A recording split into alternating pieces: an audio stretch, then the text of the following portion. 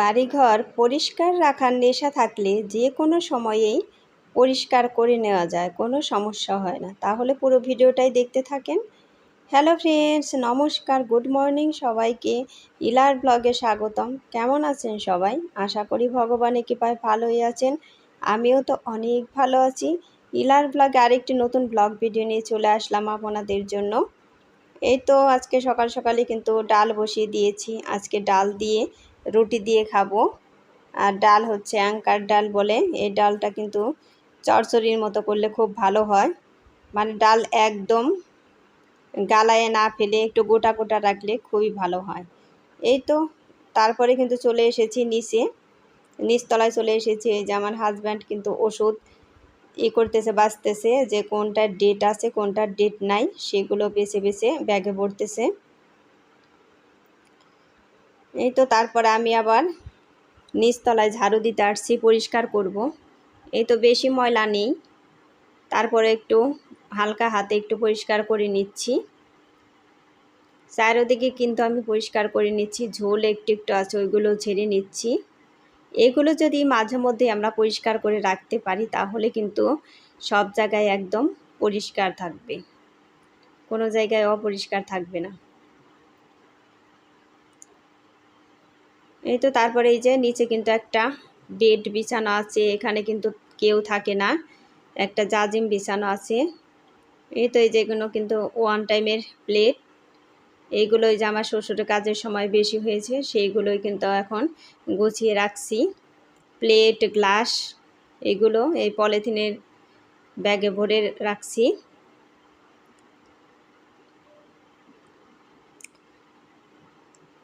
আর আমরা যদি নিয়মিত কাজ করতে পারি তাহলে কিন্তু আমাদের কোনো অসুবিধাই হয় না। আর কাজের উপরে থাকলে আমাদের কোনো সমস্যাই হয় না, কাজ কিন্তু আমাদের করতেই ইচ্ছে করে সব সময়। আর এইগুলো কাজ কিন্তু একটা ব্যাপার না করা। এই তো বিছানাটাও আমি ঝেড়ে নিচ্ছি। এই বিছানাটায় তো এমনি কোনো কাজেই লাগে না, কিন্তু যখন আমার মেয়ে এখানে পড়াশোনা করতো বাড়ি থাকতে, তখন ওই যে আমার শাশুড়ি মা ওকে পড়াইতো, তখন কিন্তু মাঝে মধ্যে এখানে শুয়ে একটু রেস্ট নিত। তা না হলে কিন্তু এখানে কেউ থাকে না, এখানে কে থাকবে?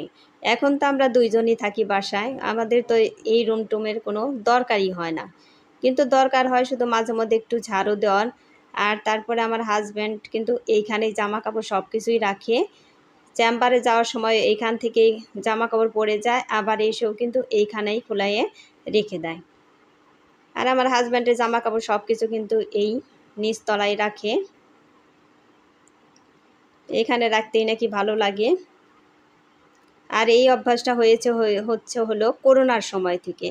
করোনার সময় আমার হাজব্যান্ড কিন্তু এখানেই থাকতো, উপরে যেতই না, আমাদের দোতলায় যেত না, কারণ চেম্বারে রোগী দেখতো, সেই জন্য কিন্তু আমাদের দোতলায় যেত না, এখানেই থাকতো, এখানেই আমি খাবার এনে দিতাম। এই তো তারপরে এই যে এই টেবিলটা মেয়ের টেবিল ছিল, ও এখানে পড়াশোনা করতো। এগুলো একটু পরিষ্কার করে নিচ্ছি।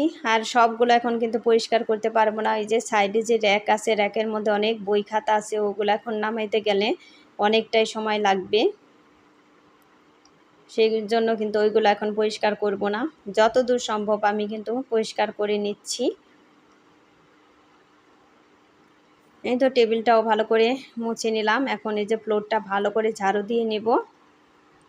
ওই যে দেখেন এই র্যাকের বইগুলো এখন নামাইতে যদি যাই তাহলে আমার অনেকটাই সময় লেগে যাবে, এগুলো ভালো করে ঝেড়ে গোছায় যেভাবে রেখে গেছে আবার ওইভাবেই তো গুছিয়ে রাখতে হবে।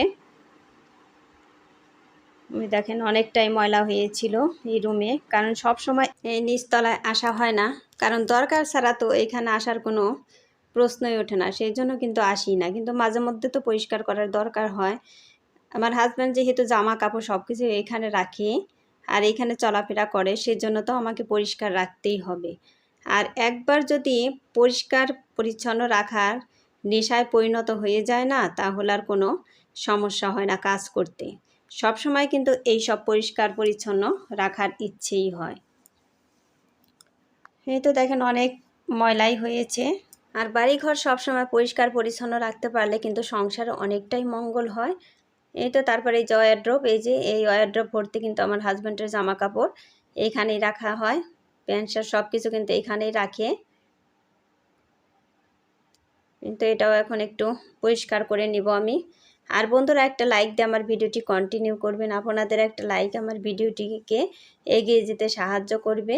আর ভিডিওটি স্কিপ না করে পুরোটাই দেখবেন, আশা করি ভগবানের কৃপায় অনেক ভালোই লাগবে।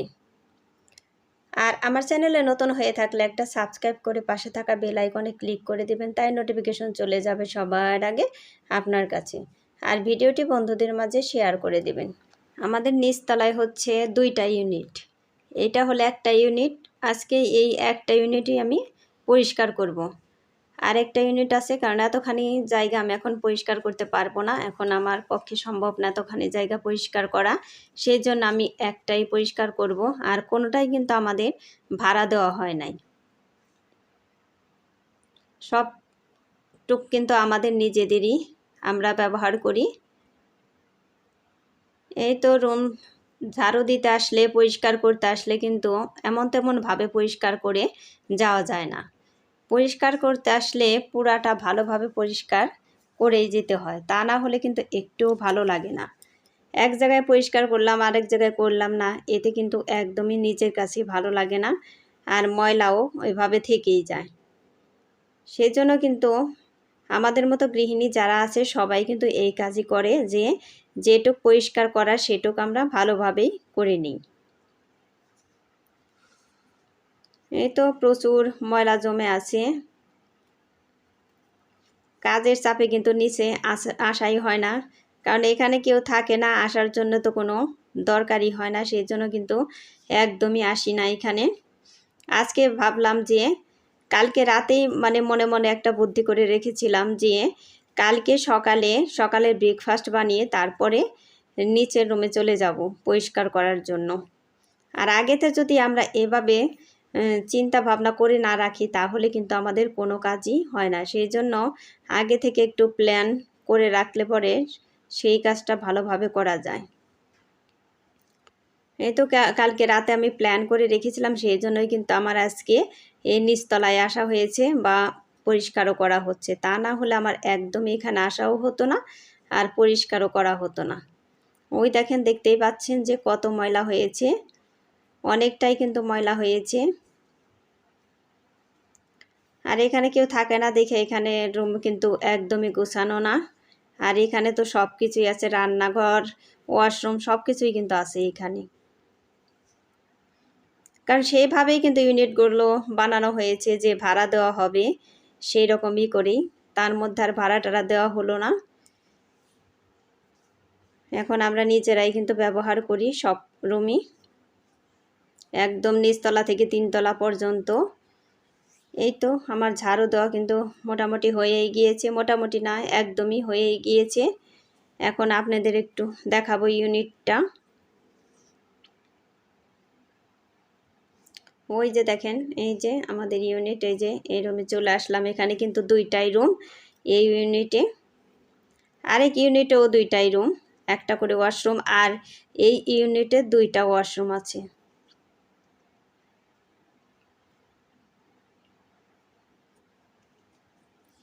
এই তো এই যে দেখতেই পাচ্ছেন আমাদের এই ইউনিটটা, ওই যে রান্নাঘর আর এই যে হলো ওয়াশরুম এই সাইডে।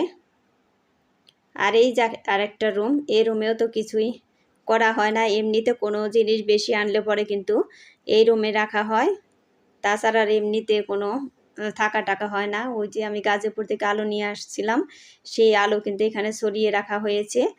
তা রাখলে কি হবে, তারপরেও কিন্তু যে আরশোলা আছে আলু খেয়ে একদম খোলা করে রাখে। এই তো আমার ডাল কিন্তু হয়ে গিয়েছে, রুটি দিয়ে তো খাবো আজকে সকালের ব্রেকফাস্টে। এখন সোমবার দিয়ে নিব, একদমই আস্তে আস্তে রেখেছি ডাল। আর এই ডাল রান্না করতে এতটাই তাড়াতাড়ি হয়ে যায়, বেশি সময় লাগে না রান্না করতে, একদম তাড়াতাড়ি হয়ে যায়, মসুরের ডালের চেয়েও তাড়াতাড়ি হয়ে যায় এই ডালটা। আর খেতেও দারুণ টেস্টি হয়েছিল, বেশি করে পেঁয়াজ দিয়ে দিয়েছি, পেঁয়াজ রসুন এগুলো কিন্তু একটু বেশি করে দিতে হয়, তা না হলে খেতে তেমন ভালো লাগবে না। আর একটু আস্তে আস্তে রাখলে খুবই ভালো লাগে। আমি কিন্তু একদম সাবধানে নাড়াচাড়া করছি, ডালটা যাতে একদমই গলে না যায় সেই জন্য। এই যে আমার হাজব্যান্ড পূজা দেওয়া শেষ, এখন আমি বলছি একটা কুটা বানিয়ে দাও, আমগুলো পারি। তা বলতেছে যে একটু দাঁড়াও, আমি থালা বাসন সব কিছু বের করে নেই। আমি বললাম যে না, আমি একটা ভিডিও করব, তুমি তাড়াতাড়ি একটু আমাকে কোটাটা বানিয়ে দাও। তার বলল ঠিক আছে, তাহলে আগে তোমার এই কাজই করে দিয়ে নেই। ওই দেখেন কত আমগুলো পেকে আছে, আর নিজেদের গাছের আম এভাবে পেকে থাকলে যে কতটা ভালো লাগে দেখতে, বা ছাদে দাঁড়ায় দাঁড়ায় পাড়তে অনেকটাই কিন্তু আমারও ভালো লাগছিল। শুধু 4টা আম হয়েছে, তার জন্যই কিন্তু এত পরিশ্রম করতে আসছিলাম এখানে। তারপর আমার একদমই ভালো লাগছে। ওই দেখেন আমগুলো দেখতে কত সুন্দর হয়েছে, আর এই যে ডাল একদমই টেস্টি হয়েছিল, আর দেখতে তো একদমই সুন্দর। আর তারপরে কিন্তু এই যে দুপুরে রান্নাবান্না হচ্ছে, আজকে ছোট মাছের চচ্চড়ি। আমি কিন্তু এই পুঁটি মাছগুলো মাখিয়ে রান্না করব। তার কারণ হচ্ছে মাছগুলো এখন ভাজতে গেলে ভালো লাগবে না, ছোট ছোট পুঁটি যেহেতু, সেই জন্য কিন্তু আমি সব মশলাপাতি দিয়ে ভালো করে এখন মাখিয়ে তারপরেই রান্না করব। আর সর্ষের তেল দিয়ে রান্না করব, কারণ মাখিয়ে তরকারি কিন্তু সর্ষের তেল দিয়ে অনেক ভালো হয়, টেস্টি হয় একদম। এই তো সব কিছু দিয়ে দিলাম, এখন হাতে মাখিয়ে ভালো করে মাখিয়ে নিব। তারপর আমি পরিমাণ মতো জল দিয়ে তারপরে কিন্তু ঢাকনা দিয়ে ঢেকে তারপরে রান্নাটা করব। আর এইভাবে এই পুঁটি মাছ কে কে খেয়েছেন তারা আমাকে একটু কমেন্ট করে জানাবেন। আর আমার ভিডিওটি যদি একটুকু ভালো লেগে থাকে তাহলে লাইক কমেন্ট শেয়ার করে দিবেন, আর বন্ধু হয়ে আমার পাশে থেকে যেতে পারেন। এই তো পরিমাণ মতো জল দিয়ে দিলাম, তারপরে কিন্তু আমি ঢাকনা দিয়ে ঢেকে রান্না করব। এইভাবে তরকারি রান্না করলে কিন্তু দারুণ টেস্টি হয়, তরকারিটাও খুবই ভালো হয়েছিল। এই তো সকালে ডাল রয়েছে, ওই যে তরকারি, তারপর শাকভাজি। যাই হোক, সবাই ভালো থাকবেন, সুস্থ থাকবেন এই কামনা করে ভিডিওটি শেষ করছি। Tata, bye bye.